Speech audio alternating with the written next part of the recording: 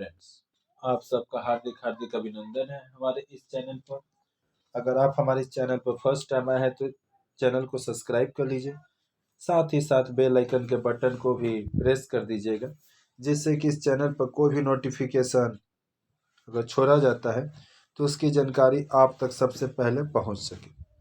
तो आज हम लोग नीलू, जिसके रचनाकार कहा जाए तो महादेवी वर्मा जी हैं, और इस वीडियो में इस नीलू पाठ का एक तरह से हम लोग सारांश को देखने वाले हैं। तो चलिए वीडियो में आगे बढ़ते हैं। देखिए, तो प्रस्तुत पाठ में लेखिका ने अपने पालतू मतलब अपने पालित कुत्ते, यानी जिसको उन्होंने पाला था, कुत्ते नीलू तथा उसकी माँ लूसी की जीवन गाथा के साथ साथ जुड़ी स्मृतियों का सहज वर्णन किया है। यानी कि जो महादेवी वर्मा जी हैं, उन्होंने अपने पालित यानी जिसको पाला था कुत्ते नीलू और उसकी माँ लूसी की जीवन कथा के बारे में जुड़ी हुई कुछ स्मृतियां का सहज वर्णन किया है। नीलू की अलेसियन माँ उत्तरायण में लूसी नाम से पुकारी जाती थी, और लूसी सामान्यतः देखा जाता था अन्य कुत्तों से थोड़ा सा भिन्न थी। काली छोटी आंखें, सघन खरे कान, लंबी पूंछ से युक्त लूसी की देह सांचे में ढली हुई लगती थी। लूसी स्वच्छंद सहचारी की तरह साथ के स्नेहपूर्ण अनुरोध की रक्षा भी करती थी। उत्तरायण से मोटर स्टॉप तक एक पागडंडी जाती थी। वही एक दुकान थी जिससे आवश्यक खाद्य सामग्री प्राप्त हो सकती थी। शीतकाल में बर्फ से भर जाने पर क्या होता था, रास्ता चिन्ह लुप्त हो जाता कि कहाँ से रास्ता है। आवागमन बंद हो जाते थे, आने जाने के जो भी रास्ते थे। उत्तरायण के निवासी दुकान तक पहुंचने में असमर्थ हो जाने पर लूसी से सामान मंगवाते थे।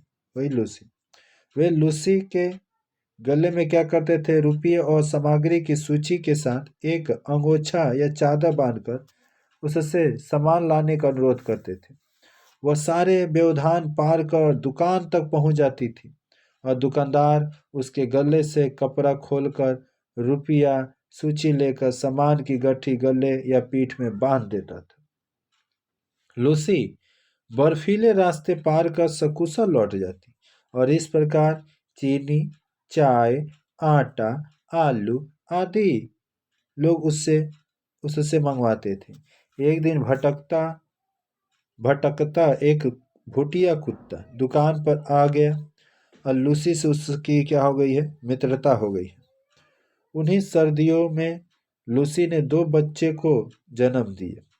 एक बच्चा तो शीत के कारण मर गया, पर दूसरा जीवित बच्चा रहा।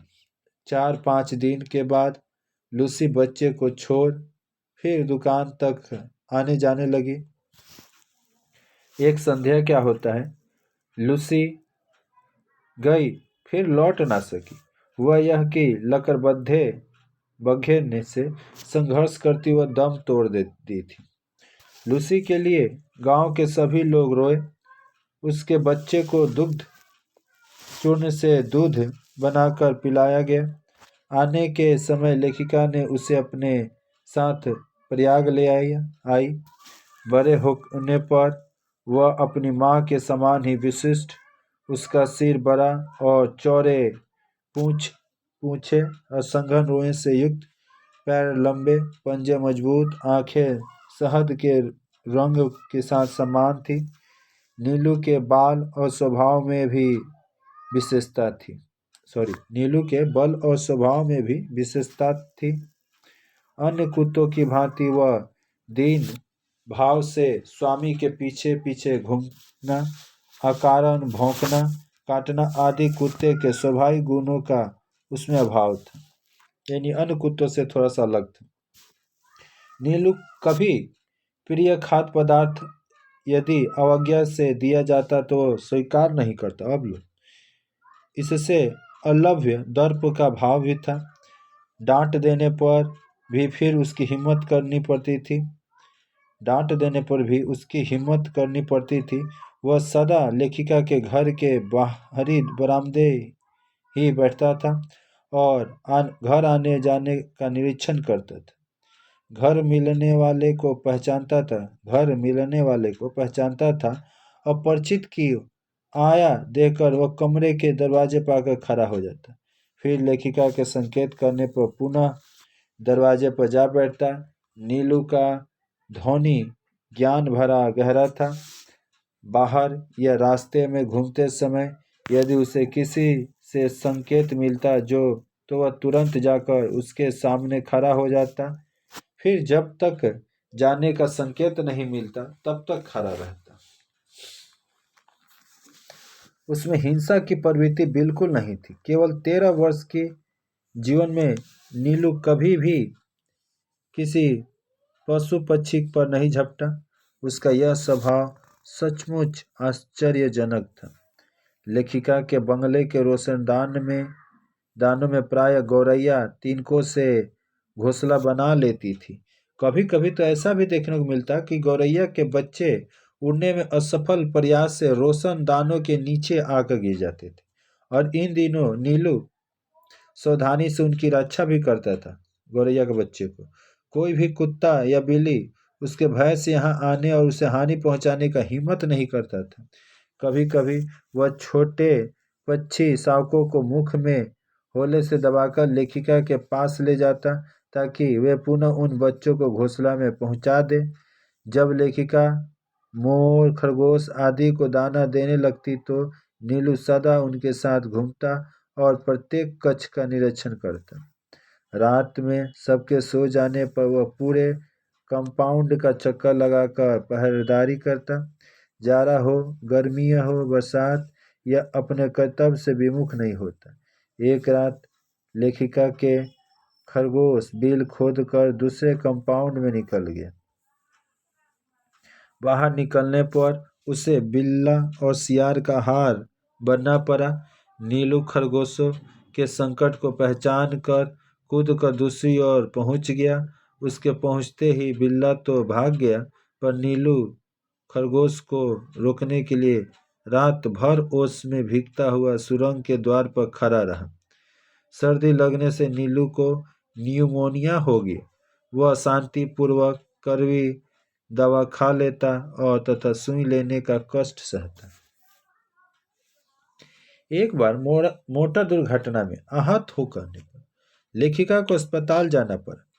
कपड़े, चादर, कंबल आदि अस्पताल ले जाते देख नीलू की सहज चेतना किसी अनिष्ट का भाव हो गया। 3 दिन तक उसने न खाया न पिया। डॉक्टर के अनुमति लेकर उसे अस्पताल लाया गया।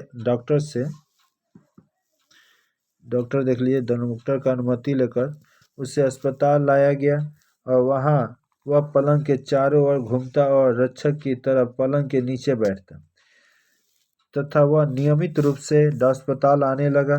डॉक्टर और नर्सें भी उससे परिचित हो गई। नीलू को 14 वर्ष का जीवन मिला था। वह जन्म से मृत्यु के क्षण तक लेखिका के पास ही रहा। कुत्तों में वह केवल कजली की निकटता से ही प्रसन्न रहता, पर कजली और बादल एक क्षण के लिए एक दूसरे से अलग नहीं रह सकते। इसीलिए नीलू सदा